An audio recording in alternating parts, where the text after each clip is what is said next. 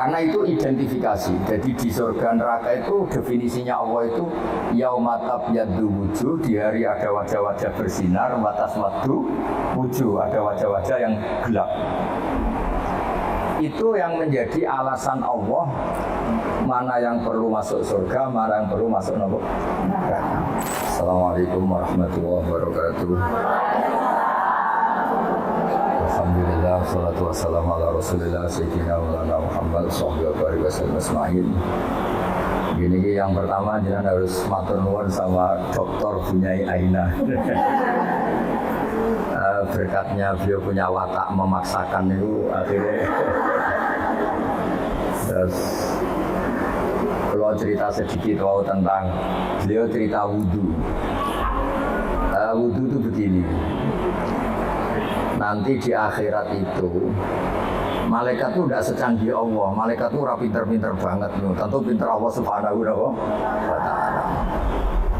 Sehingga nanti itu kata Nabi, sabda Nabi itu kalau orang wudhunya sempurna, basuh wajah sempurna, tangan, kepala sempurna, itu nanti sinarnya itu terang benderang. Sehingga identifikasi kalau ini ashabil yamin, kanan ya kanan, kalau kiri ya kiri. Jadi yang gelap gulita itu kiri, yang terang benderang itu kanan. Kalau wudhu jenengan nggak bener itu jenisnya yang kelap-kelip. Nah ini bisa kegaruk kemana-mana karena mau dikanankan sinarnya nggak cukup, mau dikirikan nyatanya ada sinar. Itu terus kata Allah ini yang jenis ini menjadi ashabul a'raf karena pas digaruk sama malaikat identitasnya tidak jelas. Maka kata Nabi, inna ummati yut'auna yaumal qiyamati hurran muhajjalin. Umatku nanti dipanggil Allah itu dalam keadaan wajahnya bersinar, tangan kakinya bersinar. Terus Nabi ngendikan min asari wudhu. Semua itu efek dari wudhu. Kalau wudhunya sempurna, sinarnya itu sempurna. Nah, maka tadi Neng Aina cerita panjang lebar tentang wudhu. Jadi begini ya, wudhu itu meskipun sah dalam mazhab Syafi'i ya. Dalam mazhab Syafi'i itu kalau ngusap kepala itu sedikit pun itu apa? Sah. Tapi kalau dalam mazhab Hanafi itu minimal itu sambon-bonan, seperempat darahnya. Ini itu apa kalau orang Jawa? Bon-bonan. Tapi yang musalsal, tapi bukan syarat sah ya, ini ideal ya. Yang musalsal sampai Rasulullah itu terutama bagi cowok kayak Gus Sofa ini begini. Nabi memasukkan, coba pegang ini dipegangin mic-nya. Ya Nabi memasukkan ini dua jempol ke sini, terus ini ditemukan di sini, terus begini. Ya musalsal ya, ini begini, terus ini ditempukkan gini, terus begini sampai sebelah.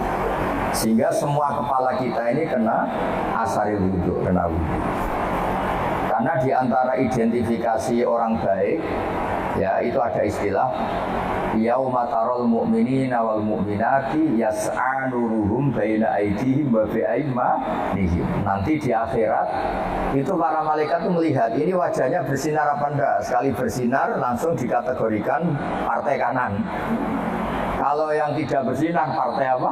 Kiri. Berarti partai terlarang. Terus kemudian disekat. Faduriba bainahum bisuril lahu bab, disekat. Nah sekat ini nanti yang menjadi pagar Iqbal ya, menjadi apa? Pagar. Yang kemangsang karena kelip-kelip itu disebut ashabil a'raf. Ashabil a'raf itu orang kalau dimasukkan surga kuotanya nggak cukup, dimasukkan neraka pernah ke majelisnya Ning Aina kan nggak pantas. Kalau diumumkan gini kan nggak pas. Para ibu-ibu yang ikut ngaji Ning Aina di Arisalah silahkan masuk neraka kan nggak pas ya. Makanya penting, bikin paradok itu penting supaya kita tidak sah masuk apa? Neraka. Makanya ada pengarang Burda itu terkenal sekali. Pernah dengar tuh kitab apa? Burda. Itu yang ngarang namanya Muhammad bin Said Al-Busiri. Namanya itu Muhammad. Benar-benar Muhammad namanya ini. Beliau dalam doanya itu lucu, ya Allah, nama saya ini Muhammad. Sehingga kalau nanti kau manggil, wahai Muhammad masuklah ke neraka, itu paradok.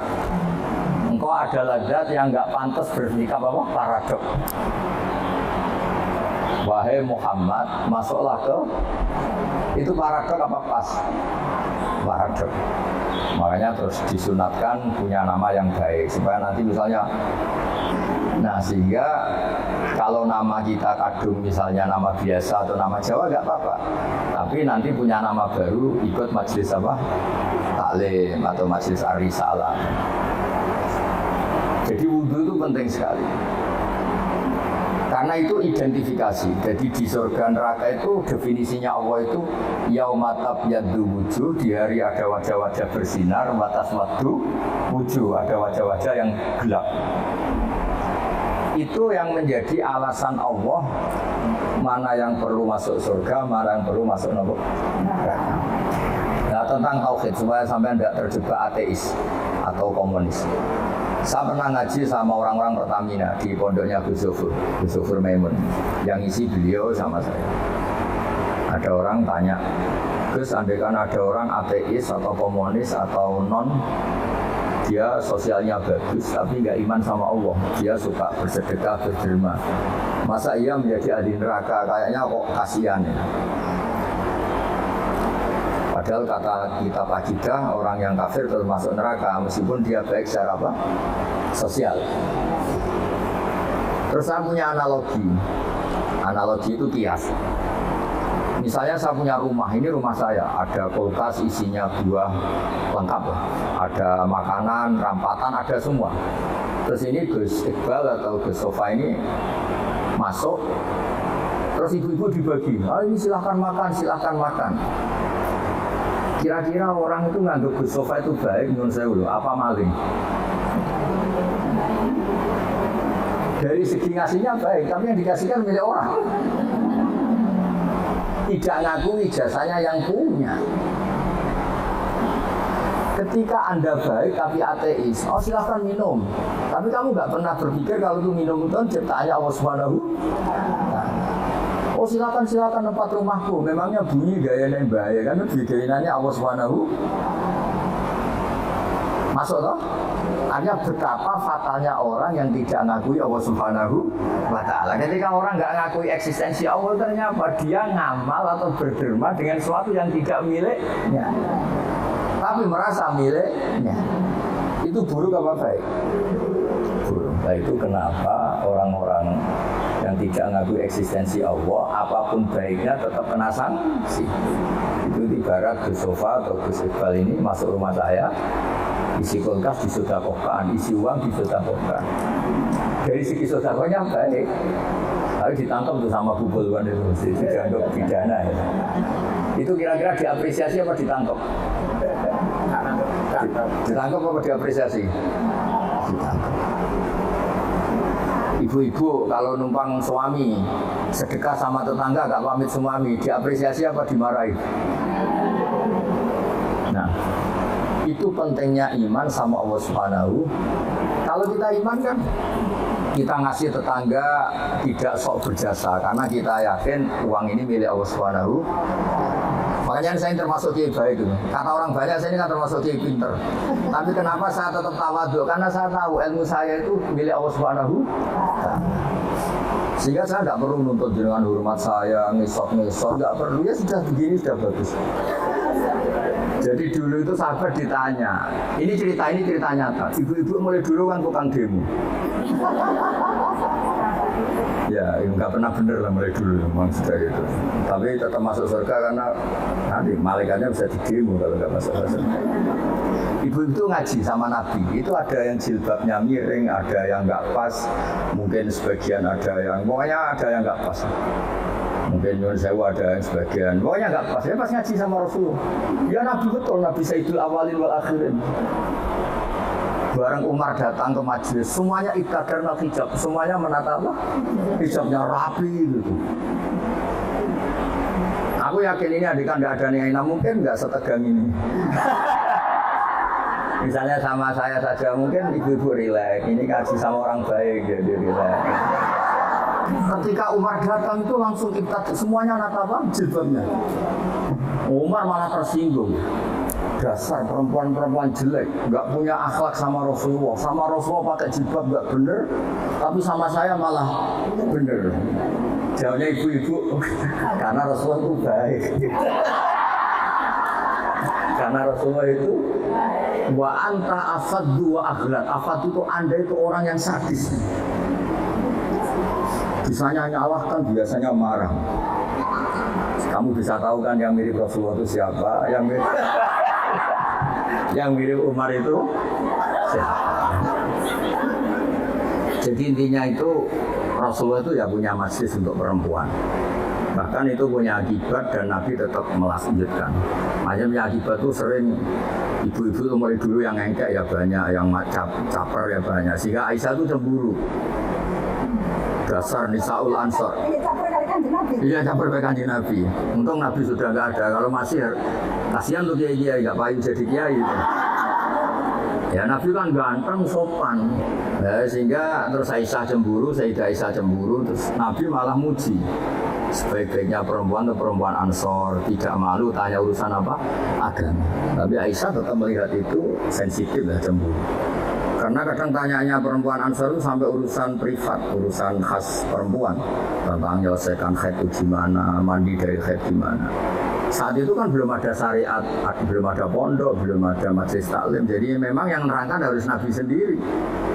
Jadi semuanya itu ada risiko. Kalau perempuan nggak diajarin nanti nggak tahu cara bebersih, cara sesuci. Kalau diajarin istrinya cemburu. Jadi kayak itu repot.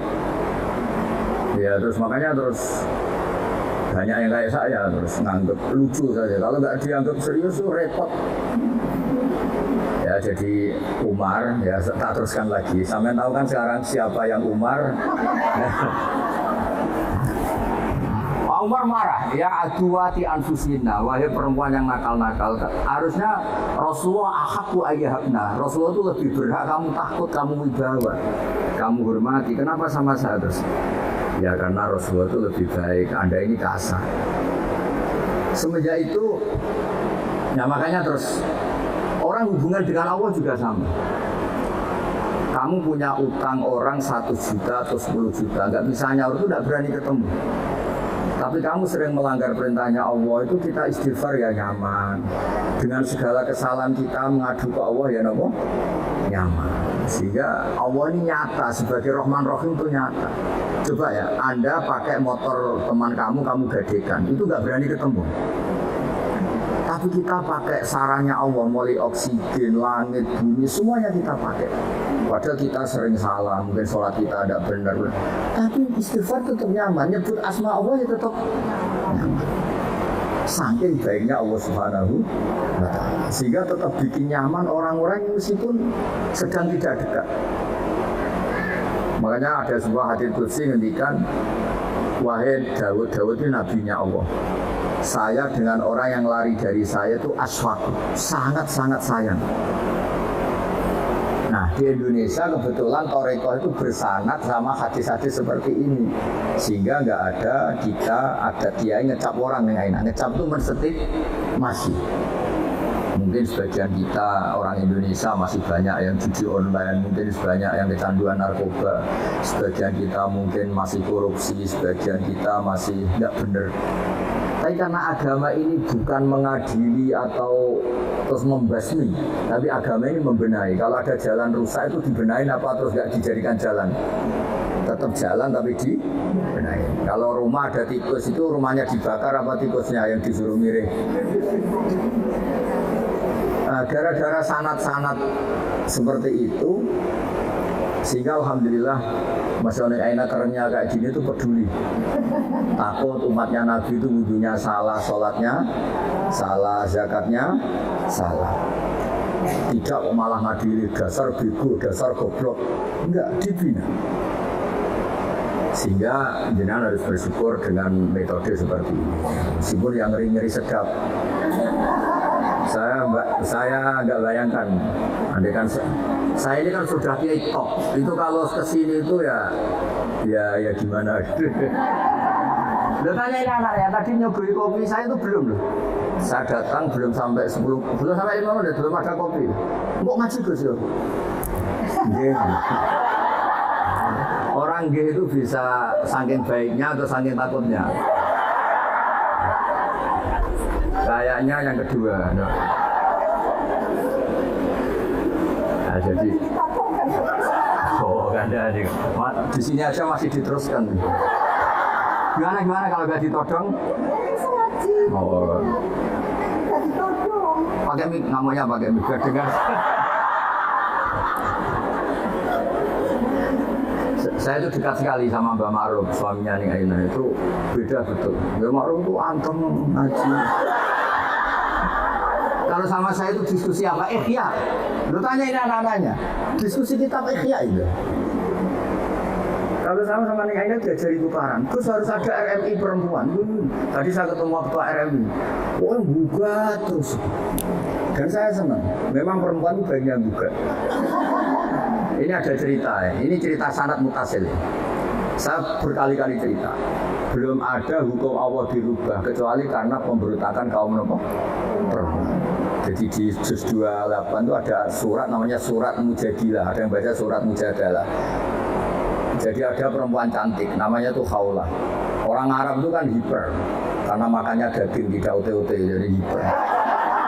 Kalau di Jawa itu kan makannya ute-ute, tempe, terus utang jatuh tempo, jadi sudah error lah sudah. Masalah syahwatnya itu sudah error.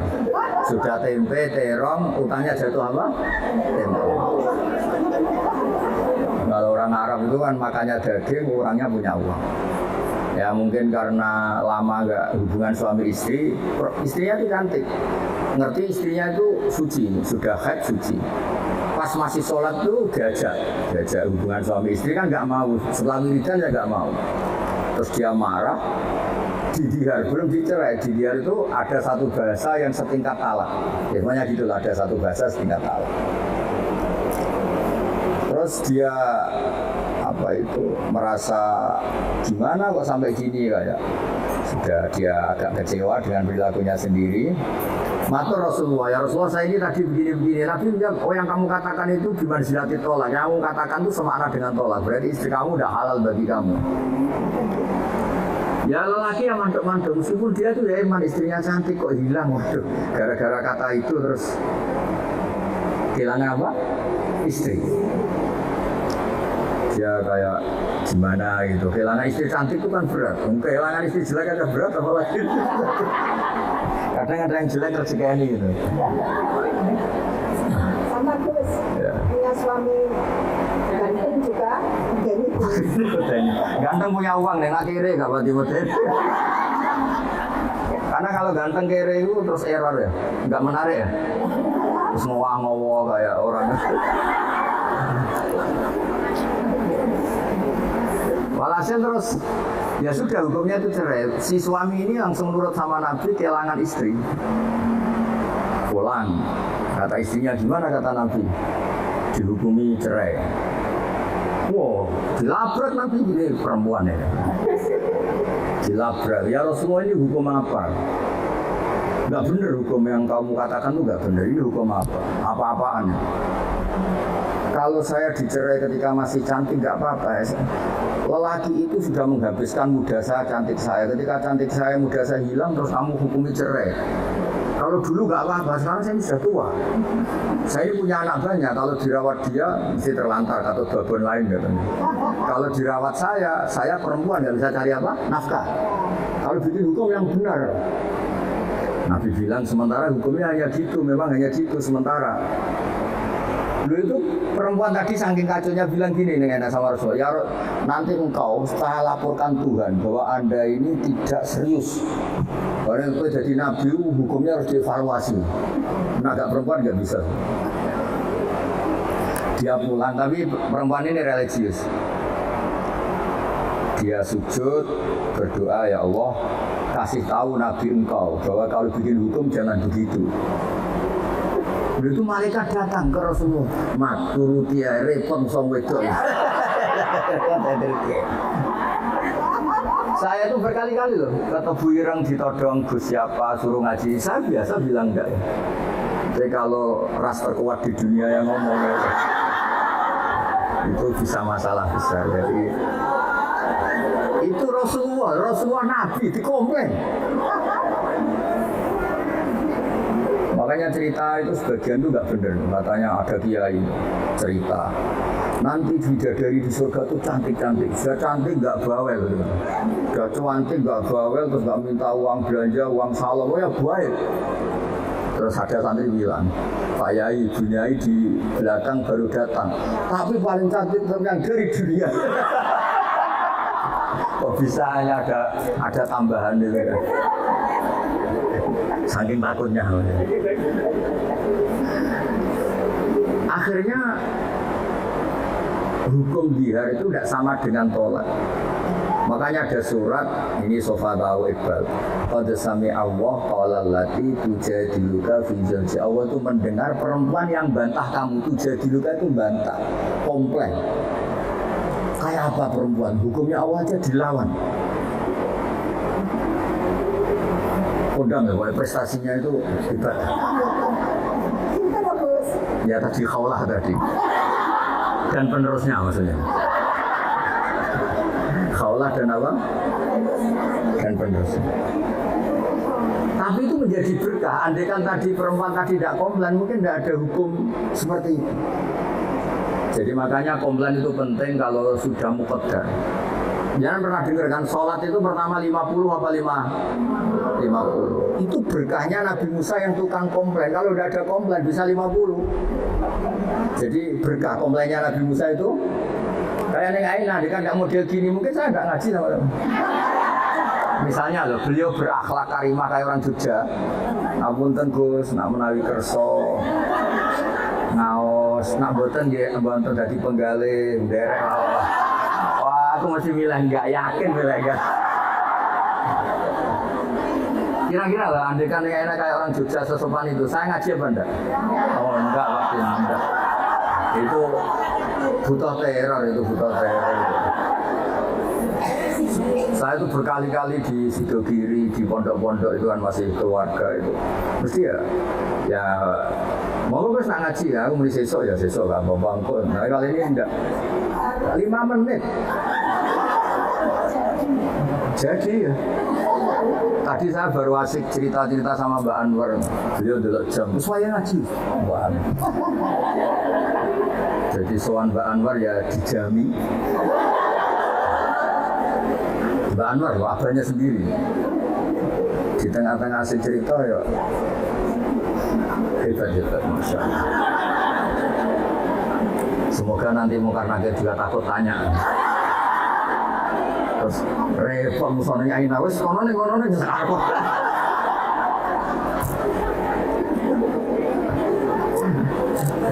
Jadi Allah itu memang zat yang luar biasa. Sesuatu itu kalau didesain sesuai awalnya itu mesti bagus. Meskipun kita kadang nggak cocok. Misalnya perempuan itu komplain, itu ya memang Allah desain gitu. Mungkin baiknya komplain. Saya itu sering dilapori santri-santri yang awal nikah. Gus, istri saya itu sering minta uang saya, padahal saya ini orang miskin, gimana ini? Tak jawab, ya sudah minta lelaki lain. Wah jangan Gus. Langsung berarti itu, ya memang senangnya perempuan mau minta uang siapa kalau nggak sama. Ada yang cerita lagi, Gus istri saya sering marah sama saya, gini. Ya sudah biar marah sama tetangga. Jangan terus nanti malah gimana? Artinya apa? Ya sudah desainnya perempuan itu minta sama suaminya, marah itu desain yang apa? Bagus. Maka para lelaki harus nikmati itu, harus mulai nikmati itu. Nikmati radio Bobro ini. Tidak harus. Karena kalau nggak dinikmati bisa stroke gitu. Ya karena Nabi itu orang paling pintar di dunia itu kan Nabi Muhammad. Itu nggak ada rumusnya ngadepi perempuan. Nabi pernah ngendikan, ini terakhir ya. Nanti ada tanya jawab, tak turuti semua. Ada Nabi itu ditanya gimana Nabi menghadapi perempuan. Perempuan itu dikhuliqat min dilain awas, dari iga yang apa? Bengkok. Kalau kamu paksakan lurus maka patah. Kalau kamu biarkan tetap apa? Bengkok. Nabi saja tidak punya rumus, apalagi kita. Sampai ditanya terus ya tidak biaya sudah gitu itu sudah. Diluruskan apa? Patah, dibiarkan bengkok. Terus gitu. Ya sudah begini. Kayaknya orang paling cerdas di dunia tidak punya rumus tentang apa perempuan. Hebat dia perempuan itu. Hebat. Ya saya itu berharap begini itu nanti kalau sudah ketemu Allah nanti di akhirat itu usaha cobamu wis kenal ning aina wis coba.